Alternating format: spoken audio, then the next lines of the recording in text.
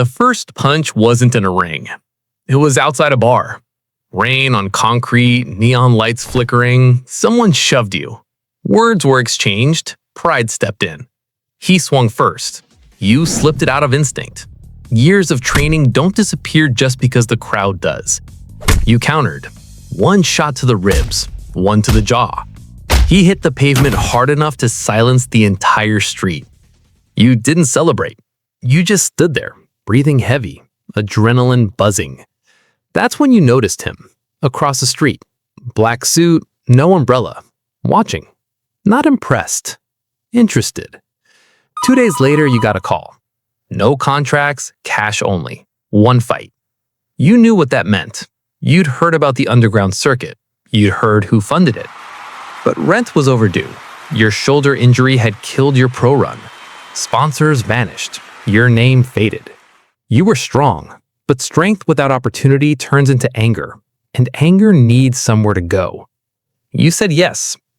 The warehouse felt wrong the moment you stepped inside. Metal cage in the center, men with guns at the exits. No logos, no cameras, no real names, just nicknames and betting slips. Up on a raised platform sat the boss. Everyone kept their eyes low around him. That's when you realized this wasn't a fight club. It was a business, and you were inventory. Your opponent was bigger, older, calm. No rounds, no official stoppage, unless the boss signaled. If you can stand, you fight. That was it. The bell rang. He hit hard, heavy, wild. You stayed disciplined. Footwork first. Let him burn out. You targeted the ribs. Short combinations, clean exits. By minute 4, he was breathing through his mouth. By minute 5, he was desperate. He charged. You stepped offline. Hook to the liver. Cross to the chin. He collapsed. You didn't stop until hands pulled you back. The warehouse exploded. Money changed hands fast. You stood there, chest rising, blood in your mouth. And for the first time since your injury, you felt alive again. The envelope they handed you was thick. The boss shook your hand. "You're useful," he said. That word stuck. Useful. You fought again the next week, then the week after that. The money stacked up.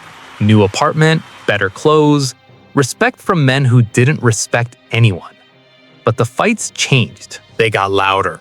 The cages got bigger, and the money got dangerous. At first, it was small crowds, drunk gamblers, street thugs, a few cartel soldiers leaning against the walls with their arms folded. The air smelled like sweat and cheap liquor. But every time you stepped into the cage, someone left on a stretcher. Word began to spread. The new fighter.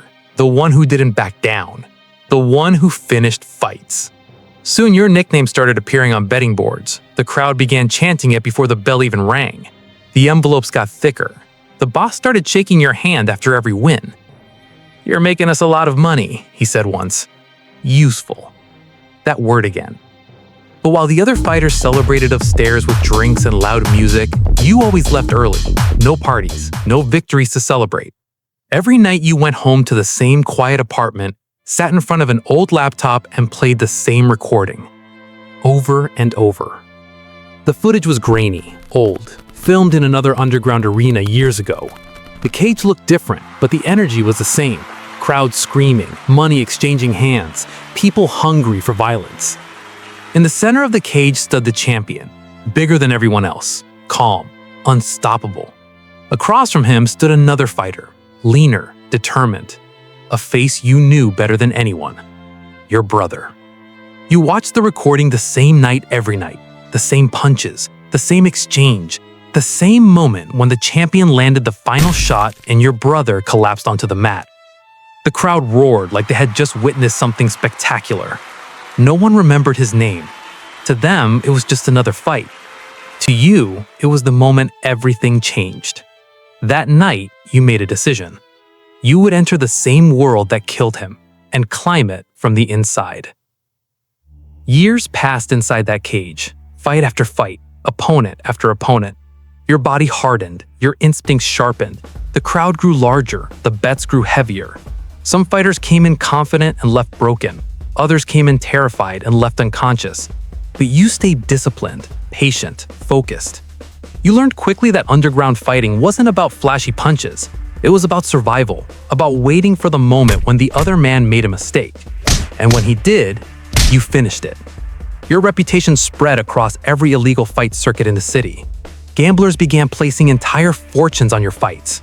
Cartel members began introducing you to their guests like you were one of their prized assets. You had the money now, a better apartment, a faster car. People moved aside when you walked through the warehouse. Respect, fear. In this world, they were the same thing.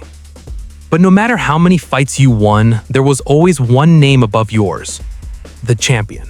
The boss announced the fight months in advance. By the night it finally arrived, the warehouse was packed tighter than it had ever been. Hundreds of people surrounded the cage. The noise was overwhelming. Rich gamblers, cartel leaders, and high rollers had flown in just to watch. Millions were moving across the betting tables. This wasn't just another underground match. This was the fight. The champion stepped into the cage first, calm as ever. No nerves, no tension, just quiet confidence. The crowd roared his name like he was a king entering his throne room. Then you walked in. For a moment, the noise shifted. Your nickname echoed across the warehouse just as loudly. The two of you stood across from each other, the cage door locking behind you. Years of waiting had led to this moment. The bell rang. The champion didn't rush. He circled slowly, studying you the way a predator studies something unfamiliar. His first punch came fast and heavy, crashing into your guard and rattling your entire body. The crowd exploded instantly. You tasted blood almost immediately. But you didn't panic. You had studied this man for years. Every movement, every habit, every weakness. The fight quickly turned violent. Punches cracked through the air like gunshots. Bodies slammed against the cage walls. Sweat and blood splattered across the mat while the crowd screamed with every exchange. He was stronger, but you were faster and more prepared. Midway through the fight, he stepped back and looked at you more carefully. Something in your face caught his attention. Recognition flickered across his expression. "You look familiar," he muttered. You wiped the blood from your mouth and stared directly into his eyes. "You should." The crowd noise seemed to fade for a second. "You killed my brother," you said. The champion stared at you, thinking. Then he shrugged. "I've killed a lot of men." Something inside you snapped.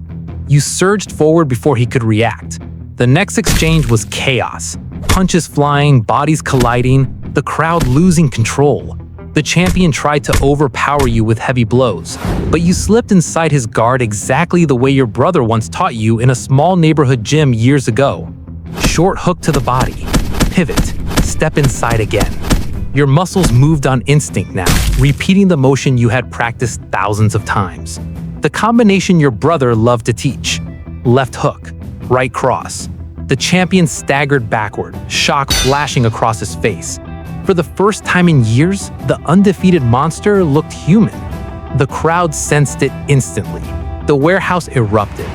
You stepped forward one last time, putting everything you had into the final punch. Years of anger, years of waiting, years of quiet planning.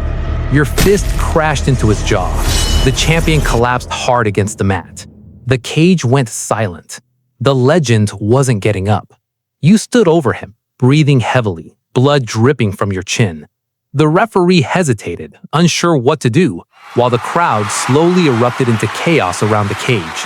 But you didn't look at them. You looked up at the boss.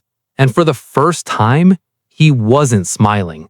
Because the champion he thought he had built had just been destroyed by a man who was never fighting for money, only revenge.